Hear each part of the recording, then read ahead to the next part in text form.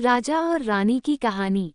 बहुत समय पहले की बात है। एक छोटे से राज्य में एक राजा और रानी रहते थे। राजा न्यायप्रिय, वीर और अपने प्रजा के प्रति सच्चे थे। वहीं रानी बुद्धिमान, दयालु और सौंदर्य की प्रतिमूर्ति थी। उनका राज्य हरे भरे जंगलों, नदियों और पहाड़ों से घिरा हुआ था। राजा का सपना था कि उनका राज्य खुशहाल और सुरक्षित रहे। वो हमेशा प्रजा की भलाई के लिए काम करते और उनकी समस्याओं को सुनते। उनकी इस निष्ठा के कारण राज्य के लोग उन्हें बहुत प्यार करते थे।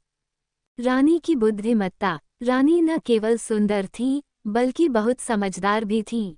जब भी राज्य पर कोई संकट आता, रानी अपनी सूझबूझ से उसे हल कर देती।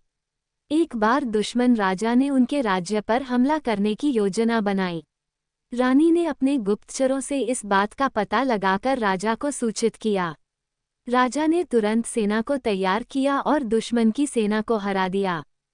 राजा रानी का प्रेम। राजा और रानी के बीच अटूट प्रेम था। वे एक दूसरे के हर फैसले में साथ देते और हमेशा एक दूसरे की ताकत बनते। जब भी राजा युद्ध पर जाते, रानी प्रजा का ध्यान रखती और राज्य को मजबूत बनाए रखती। राज्य का संकट और समाधान। एक बार राज्य में भयंकर अकाल पड़ा। नदी तालाब सूखने लगे और लोग भूख प्यास से परेशान हो गए। राजा ने अपनी सेना और प्रजा के साथ मिलकर नए तालाब खोदवाए और पड़ोसी राज्यों से अनाज मंगवाया।